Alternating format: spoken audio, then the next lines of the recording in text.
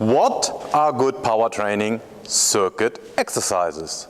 Today we talk about what are good power circuit training exercises, what is the criteria for selecting good power circuit training exercises, and what exercises better not to choose for a power circuit training. What are good power circuit training exercises?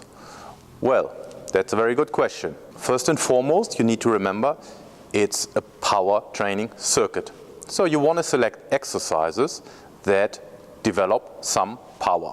As a recap, power is force multiplied by velocity, so it needs to be exercises that are executed with a high velocity, or if it's a higher load, at least with the intent of moving fast. The second thing you need to take into consideration, it's a circuit, and the nature of the circuit is you work, you rest, you move to the next station, you work, you rest, move to the next station, and so on and so on. So there's always a time constraint between one station and the next. So work is short, but rest is also fairly short. So if you move from one station to the next, it would be good if the exercise, it's not only it would be good, it's actually a requirement for the power circuit training to be successful and effective, that there's not too much necessity of setting up for an exercise. Plus, that there is not too much of an intra-serial rest within the exercise. So what does that mean? Let's have a bit of a deeper look into that. So you don't want to have too much time to set up, right? So what that means is exercises that actually require a lot of setting up. Just think about a weighted pull-up. You have to put the belt around, then putting up the weight within the belt, whether it's a plate or a dumbbell, whatever. That takes time to set up. If you think about, again, the pull-up example, we can think about other examples like any pulling exercise, for example, where you use straps. That also takes time to set up to put the straps around. I know it doesn't take a lot of time, but if you have, let's say, 20 seconds to move from one station to the next, just putting the straps around or putting a belt around your waist is quite a challenge. So the next thing I mentioned was the intra-serial rest. What does that mean? We spoke about that before. We have inter-serial rest, which is the rest between a set, and intra-serial rest is the rest within a set. So think about an exercise. Let's take an easy example of a bench press. A bench press could be performed repeatedly, so there's no intra-serial rest. But a bench press could also be performed by down, up, weight, and again. So that's an intra-serial rest within the set. What does that have to do with power training? Let's look at a typical exercise people use for power training, box jumps. So you jump onto a box and you step down. So there's a high intra-serial rest. So if you perform box jump in that way, the box jump is not a very good exercise for a power circuit training. We come to that at a later point in this video. You can perform box jumps in a certain way that it is a good power circuit training exercise, but the usual way, up, stepping down,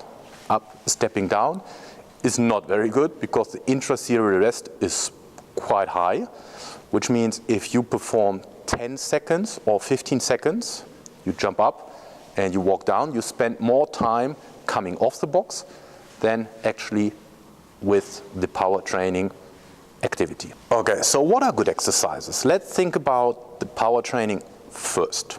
Yeah, I've outlined that in previous videos. In power training, we have different efforts. We have a plyometric effort, we have a ballistic effort, and we have a so-called dynamic effort. Let's look at all these efforts and suitable exercises within one of these efforts and outline some good exercises for each effort.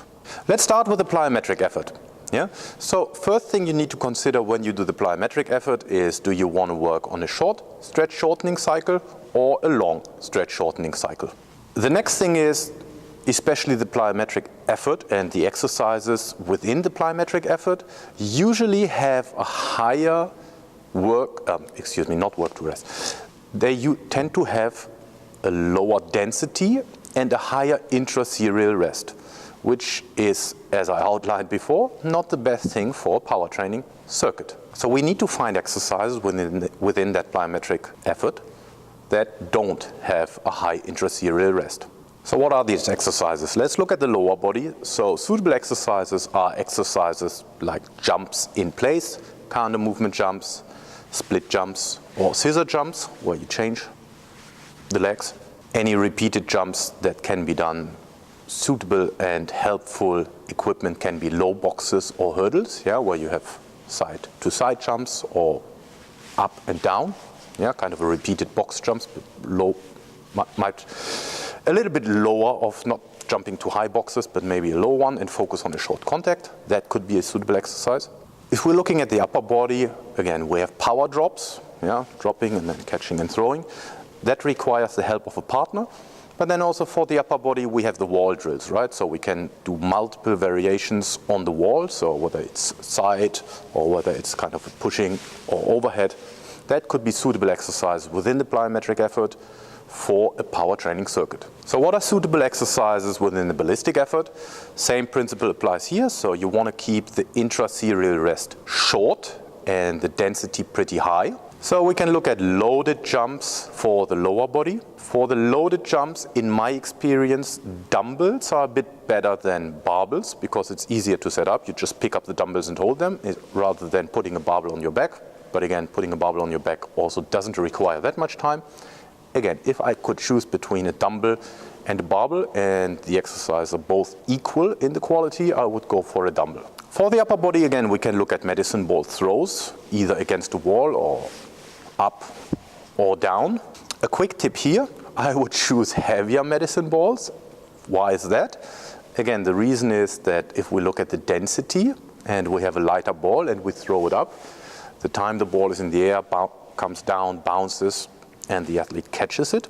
Again, decreases the density and leads to a higher intra-serial rest. So I would look at heavier medicine balls, so to increase the density and reduce the intra-serial rest. So let's look at the dynamic effort. What are good exercises for the dynamic effort?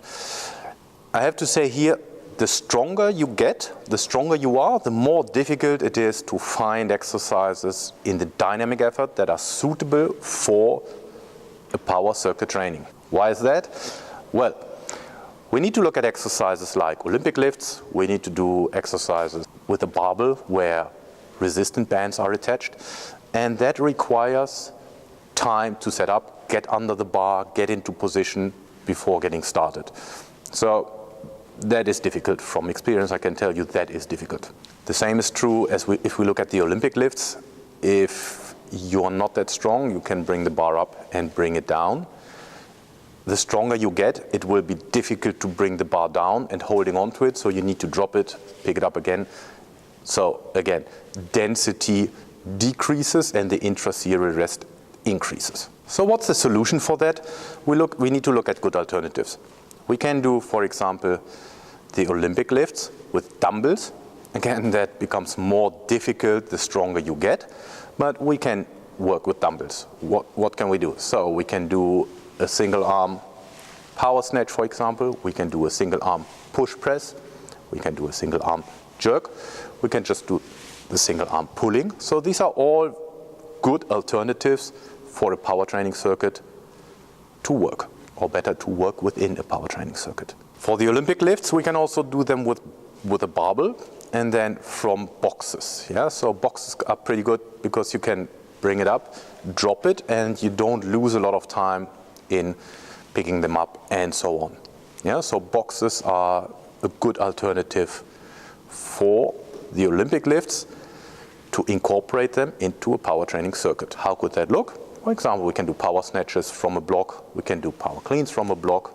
We can also do push presses from a block, pushing it up, dropping it, picking it up. So we can make sure that there is a high density and a low intra-serial rest within these exercises. What is important here with these is that we need to instruct the athlete that it's really important to keep the intra-serial rest low. Otherwise, they will get up They do a snatch, for example, drop it, take their time to get set up.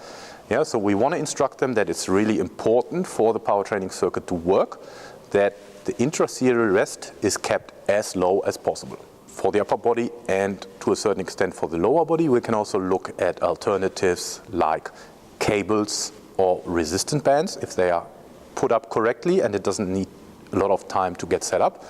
Resistant bands and cables can also be a good variation, alternative to include into a power training circuit.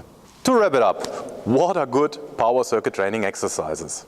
First, you need to look at the nature of the power training circuit so that there's incomplete rest. So you work, incomplete rest, go to the next station, within that rest, work again.